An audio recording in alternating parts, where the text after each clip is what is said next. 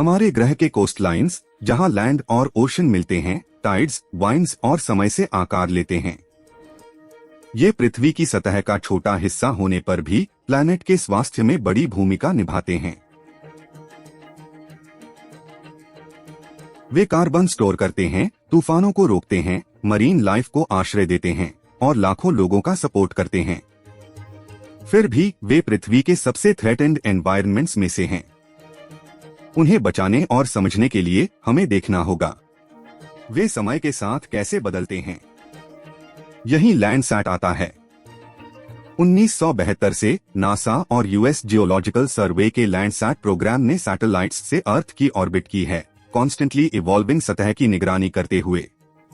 हमारे प्लैनेट की आधी सदी के आर्काइव से लैंडसैट साइंटिस्ट्स को दशकों तक कोस्ट लाइन्स देखने देता है, अदृश्य ट्रेंड्स दिखाता है, जैसे फ्लोरिडा के तटों पर मैंग्रोव्स का क्या हुआ।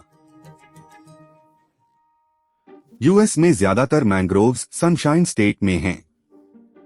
ये सॉल्ट टॉलरेंट जंगल किनारों को कटाव से बचाते हैं, फिश नर्सरीज हैं, कार्बन जमा करते हैं।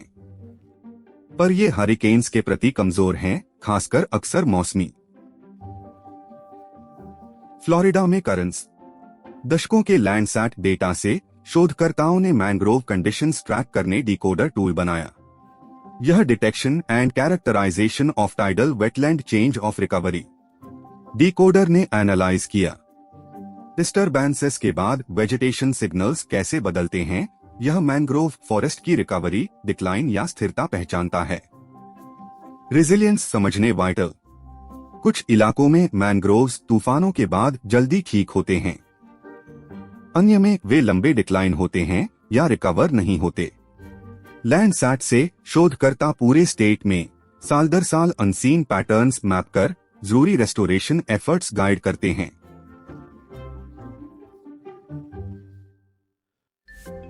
जहां फ्लोरिडा के मैंग्रोव्स बदलती दुनिया से जूझ रहे हैं, ईस्टर्न कनाडा के गल्फ ऑफ सेंट लॉरेंस के पानी के नीचे विशाल अंडरवाटर मेडोज हैं।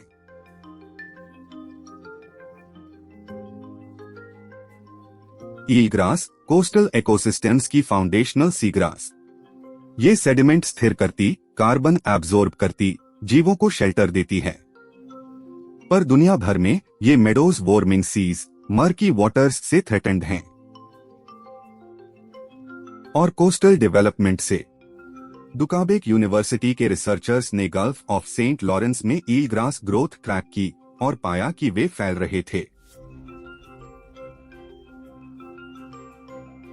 40 सालों की लैंडसैट लो टाइड इमेजरी का एनालिसिस करके रिसर्चर्स ने 4 की रीजन्स में मेडोज की ग्रोथ ट्रैक की और पाया कि हर रीजन में ईल ग्रास कवरेज बढ़ा।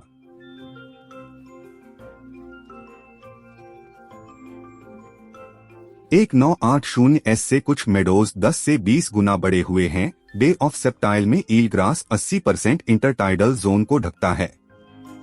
इस रिसर्जेंस का कारण जांचा जा रहा है। यह वार्मिंग, कम सी आइस, सेडिमेंट करंट्स बदलाव से जुड़ा है। लैंडसैट के बिना यह कहानी अननोटिस्ड रह जाती। भले इंटिमिडेटिंग लगे, आपको साइंटिस्ट होने की जरूरत नहीं। लैंडसैट से अर्थ के कोस्टल इकोसिस्टम्स की हेल्थ ट्रैक करें। घर बैठे कोस्टल चेंजेस एक्सप्लोर करने वालों के लिए टूल है नासा का स्ट्रीम टूल।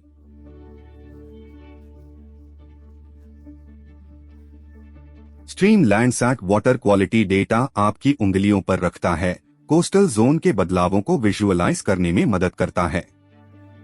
लैंडसैट हमें एज पर हो रहे बदलाव समझने में मदद करता है।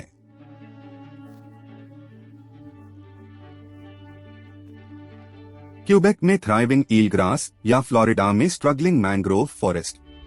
कोस्टल इकोसिस्टम्स का स्वास्थ्य प्लैनेट के बारे में गहरा बताता है। लैंडसैट से हम बदलाव के सटल साइंस ट्रैक कर सकते हैं। ग्रोथ जहां लॉस सोचा था, लॉस और वल्नरेबिलिटी जहां रेजिलियंस की उम्मीद थी। बदलाव की तेज दुनिया में लॉन्ग टर्म पर्सपेक्टिव ज्यादा मायने रखता है। टाइड हमेशा बदलता है, लैंडसैट इसे फॉलो करने का तरीका देता है।